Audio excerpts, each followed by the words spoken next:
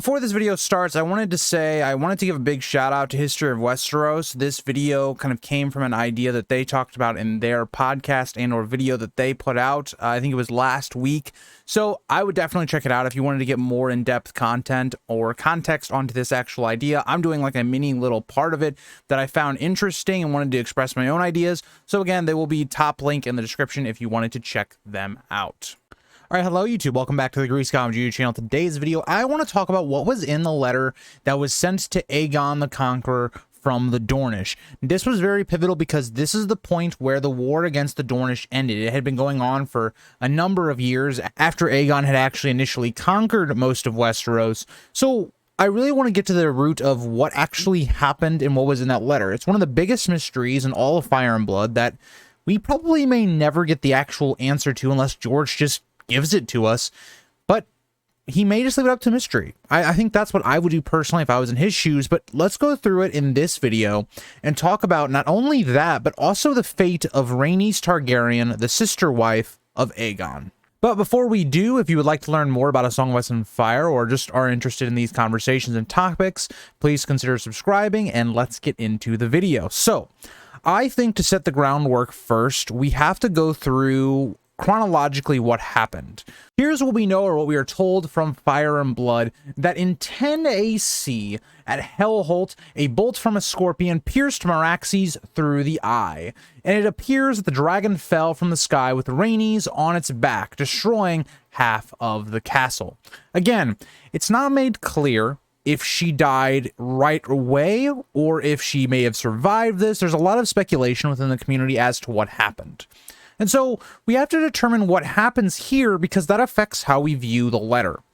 And so there's a number of possibilities. So the first possibility is that we take kind of the face value of it and Rhaenys died on the back of her dragon, right? We've seen a lot of that. That seems like the most likely option, that she just died. It's a really big fall, especially if she's still on the dragon or the dragon, basically dying. That's a lot of weight, right? You would be squashed to death. So that's kind of the first option. The second option is that Rhaenys may have jumped off of Meraxes' back and somehow survived. Now, I will say in this scenario, if she did survive this jump or fall, there is no way that she was like healthy. Like she would have been in a critical condition. Think about Aegon when it comes to the Dance of the Dragons, right? He gets into his little fight, and again, similar. Funny enough, it's also with a Rhaenys, but a different Rhaenys. And think about his condition, right? He is basically presumed to be dead or dying. Physically, he is disabled after this point. And so Rhaenys, if she did survive this at this point of it, right? Because we're going to go further after this point, because this is only option 2. She could have lived a little after this and then died very shortly after. Now, that's option 2. And in that option, I think it's likely that some information could have been told to the Ollers. Again, they are the people that would have been closest to this happening. The third option is that Rhaenys survived, and yes, she might have needed healing, but she was healed enough to survive quite a while longer, to then maybe being tortured and then eventually killed. I think there's one last option that people like to talk about in the community, is that she actually survived and went undercover, whether that's because she married into like the Danes or one of these houses, or into the Dornish as well, but secretly kept into some sort of disguise. And so those are the kind of the major options. Again, I want to point out, for me personally, I do not have a theory that I 100% subscribe behind. I think there are elements of a lot of theories that I think are interesting, but again, I don't have a concrete view of it because I think it's left up to interpretation quite a lot.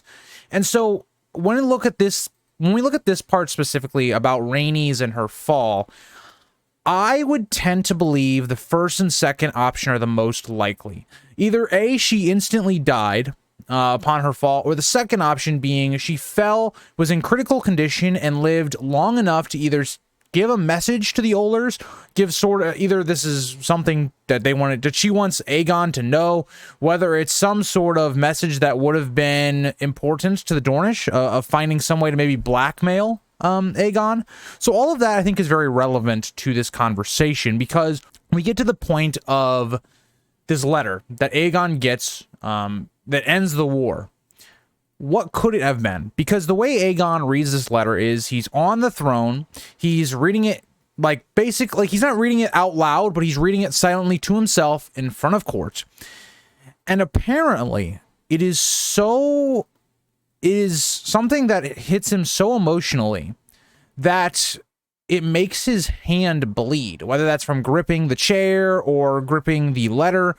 Not exactly sure on that idea. I would assume it's the chair. That makes logical sense, because a lot of people, again, make accidents on the chair. It's very easy to cut yourself. But because of this letter being so important, it causes Aegon, who, funny enough, builds this chair, to then, you know, misremember it. The struggles of ruling and all of that. It plays into it really nicely. So we know that happens. Now, Aegon himself does not give out any emotion of anger or sadness or anything, but we know that he goes to Dragonstone to think it over. And then when he comes back, he makes peace with Dorne. So I want to point something else out, because this is also important. I want to get all the book evidence that we have here out in front, and then we'll kind of analyze it and kind of look at some of the theories and which ones I think hold a little bit more water and some I don't really like. So the first part of this is, we know that the peace is accepted in 13 AC, but we know that 10 years later in 23 AC, that Aegon actually goes with his eldest son, Prince Aenys, to Sunspear to celebrate the peace. And it appears that Aegon had good relations with Princess Daria. So, okay, we know that they actually had a good functioning relationship at that point. So what was in this letter? Like, what could it have been that convinces Aegon that he needs to end the war now? And so let's just take a look at some ideas here, and things that I think are relevant to understanding. So I think a lot of this has to deal with, one, we don't really know a lot about Aegon's personality. From what we can tell, he is someone that didn't show a lot of emotion. He was a very stoic figure.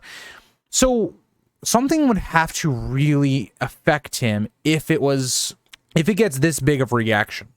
The other part of it is we have to look at, he had a really big love for his sister Rhaenys, right? He definitely liked Rhaenys as in a loving, more relationship with her than he ever did Visenya. And you also have to think about this from a Targaryen point of view. Rhaenys was not only the love of Aegon's life, again, it's told that Aegon married Visenya out of duty and Rhaenys out of love. So Rhaenys was not only his sister, but also his wife, the love of his life. So I think it is logical to assume that some part of this letter did involve her. Now, the question is, how far did it go? Like, how much of this was she involved in? So some people, and this kind of ties all the way back to did she survive, would suggest that Rhaenys was tortured to death and gave away some sort of information that would have caused Aegon to go to Dragonstone. Because going to Dragonstone is another key part of this. Some people suggest that Aenys was under threat, whether that be by a faceless man or assassins from Dorne as a whole. The text suggests, or George suggests, that maybe it could have been some sort of, oh yeah, a list of names because of the war casualties. It could have been heartfelt words from one father to another. I think all that's just bullshit. I don't think that actually holds any water. I don't think any of that makes any sense. So where would this have gone? So what could have been in this letter then? And so the next part of it is, like, was it a threat? Did some part of this letter hold a threat? Whether that was, hey, if you don't back off, we're going to continue to torture Rhaenys just enough to where she stays alive, but if you have peace, we'll give her a merciful death. I don't think that's it. But what else could you have threatened Aegon on, right? Think about all the times that Aegon is threatened throughout the conquest, throughout these early years in the Dornish wars. Think about the assassinations on his life that were usually thwarted, or actually always thwarted. I don't know why I said usually. So what would do that would shock Aegon, right? I don't know what could have done that. The only thing I can think of, right, because you also have to think of, if it was a really big threat, why does Aegon then have good relations with Dorne later on 10 years down the road? And so we have to think about, it probably was not a threat. It couldn't have been something that would anger Aegon or keep up that bad blood between the two sides. It just doesn't make sense for that to be the case. But what does that mean then, right? Was it that Rhaenys sends some sort of message to Aegon, right? Maybe saying some sort of phrase or memory that the two connected on, telling Aegon to stop this war? Could that be part of it? Right? Like, what would make him stop the war? And that's what I struggle on so much, because I don't have an answer, right? So that's why I'd love to hear your guys' opinions on this, because I have no answer for this.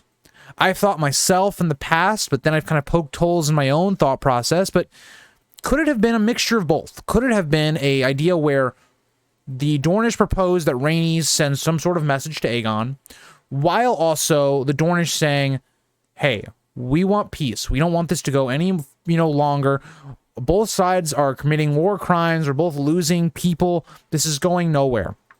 While also mixing in a threat. Mixing in that, like, yes, we can have peace and all these things, but if we don't, the Dornish may be forced to kill your heirs. What's going to happen when you're gone, Aegon? Like, we will always be a thorn in the side of your family and a threat to ending your dynasty well after you're gone. That is something that I think could have worked, because it would have been something that shows, yes, we're trying to make amends, we're trying to, rally up and, create this peace, but if you don't do this, this is what could happen, right? You could be looking over your shoulder for years, and not just you, your kids. Your kids' kids. Like, that's something that I think could have worked, because it's not a threat as in it's direct, but it's almost like, oh yeah, our generations will be killing each other. Why keep having this conflict when we can just make peace, right? We've been doing this for years and years. We've all lost loved ones. Let's end it. I think that is a logical part of it, while adding in a part of it that, yes, maybe Rhaenys did survive and lived long enough to they got a message or something out of her to like spark something in Aegon to end the war. Because the problem is, and I think this idea that History of Westeros presents, is this idea that they had Rhaenys still as a captive, more or less, and they were torturing her and all this stuff, and the only way that Aegon could get it to stop was by causing peace. Like, they would just kill her, and she could have, like, a, actually stop having all this pain. But that, to me, doesn't feel right with the character of Aegon. I think Aegon actually would have done the opposite. I think Aegon would have continued the war until he found her, or they presented her as being dead. So to me, I personally think that I don't agree with that, because I don't think that's the person that Aegon was. Now, the other part of it is, like, that could be the case, right? That could be true, because he never tells Visenya. From what we can tell, he never tells Visenya what was in this letter. Nobody knows what was in this letter besides Aegon, I would assume. The other part of this that I find interesting is, like, how many people in the Dornish family knew what was in this letter? Like, was it just their prince at the time? Like, how many people knew this? And that's the thing I struggle with, right? Because this letter doesn't come up, right? We don't find any information out about this outside of, like, Fire and Blood and the World of Ice and Fire. Like, the history's text is only listed, like, here. We don't really find out anything else about it. And so what possibly could be doing that to make Aegon have to contemplate it so much he goes to Dragonstone? Could even Aegon's prophecy be part of this, right? Like, could it be that Aegon realizes that, oh yeah, like, I need Dorne, but they're not bending the knee. So how does that work with my dream that I have to have all of Westeros united? Did Rhaenys say something to Aegon in this message that would have maybe mentioned something about his dream and maybe changed his mind? That maybe it was generations from now, not exactly him, that was supposed to help against this threat of the others? Again, I'm not fully on board with the Aegon's prophecy thing, just because it kind of feels like a retcon to me, because there's no real textual evidence to suggest he had anything like that, or that is in the story at this point. But who knows? But let me know what you guys think, because I find the Dornish letter to Aegon to be so interesting. What could be in this letter that would cause Aegon Targaryen, someone that was very headstrong, it seems, he was very stoic, he wasn't moved by a lot of things, by threats and things like that, that could have taken him off of his pedestal and made him think yeah, we need to end this war. Right? Because I don't think the book evidence really makes a lot of sense. Like, the explanations people throw out, like, having a faceless man doesn't seem logical at this point, right? Like, I just don't think that is the case.